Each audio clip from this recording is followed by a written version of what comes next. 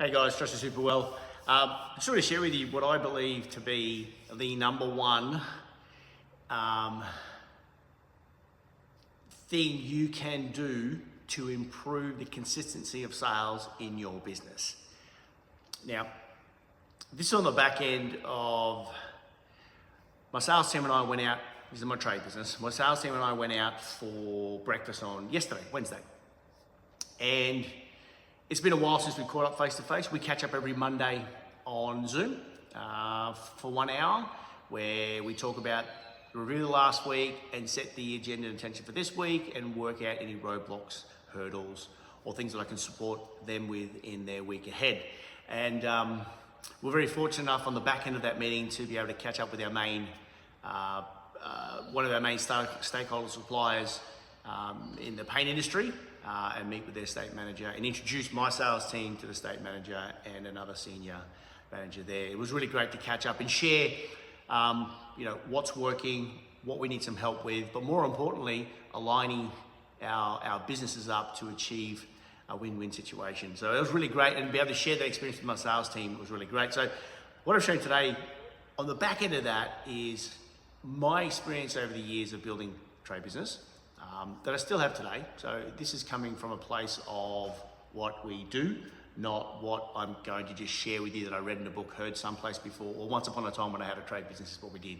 This is real life, real world stuff. So for me, number one key driver isn't micromanaging conversion rates, isn't spending a bunch of time building rapport, having tons and tons of needless conversations, or talking too much. If anything, talking too much is probably a detractor from sales. You want to be listening more than you're speaking. I'm not saying that these things aren't important, but I don't feel that the number one driver to improving your sales in your business. For me, the number one driver is time.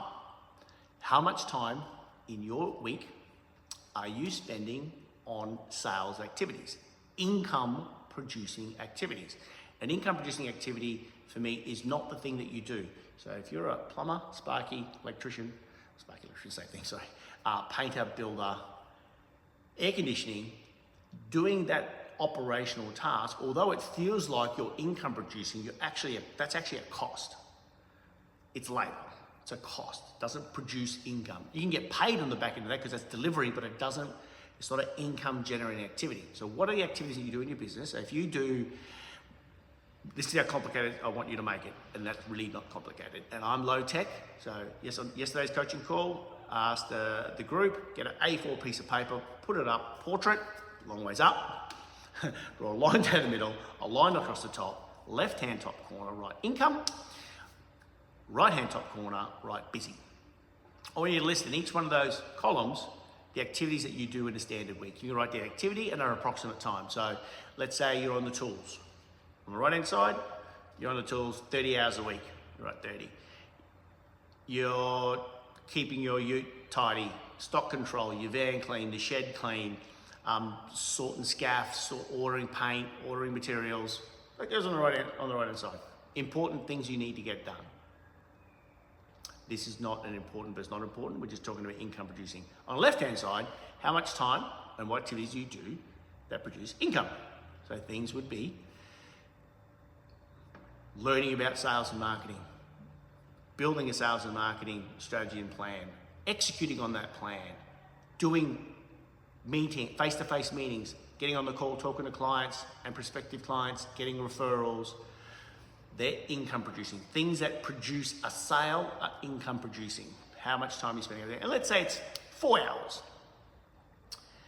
Your goal right now is to look on the right-hand side and what can you do to either delegate that stuff, dump it because it's not really that critical, defer it for a later time so you can pinch some of your time over here and move it to a higher priority task that is income producing. Remember, we don't manage time, we manage priorities. So if you've got all these priorities in your week and you're spending all of your time doing busy stuff, it's very easy to see that's gonna be very difficult to produce income stuff.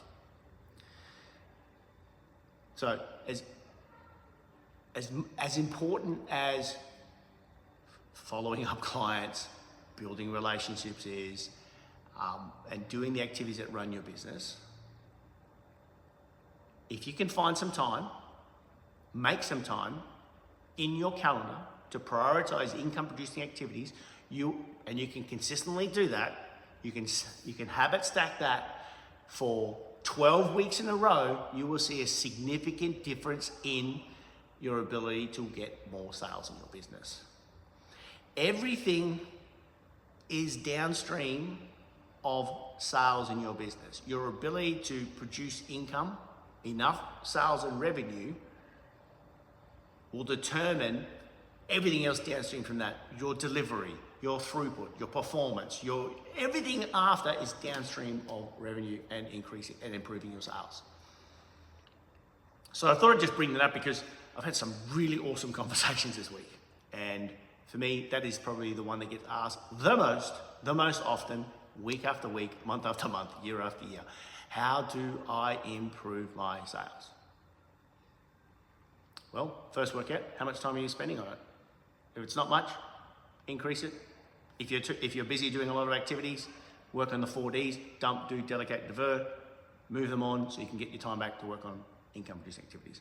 Your highest priority activities, and put it in your week so it gets done. What's scheduled gets done. So for me, Q-Paint, Mondays, afternoons, 1 hour with my sales team. Every week, we are working together to improve what we did before and what we're going to do forward. And then for the rest of the week, they're working on sales. I'm not saying you have to build a sales team, but I'm definitely saying you have to determine or decide how much time you're going to spend on income producing activities. That will determine how much income that you get.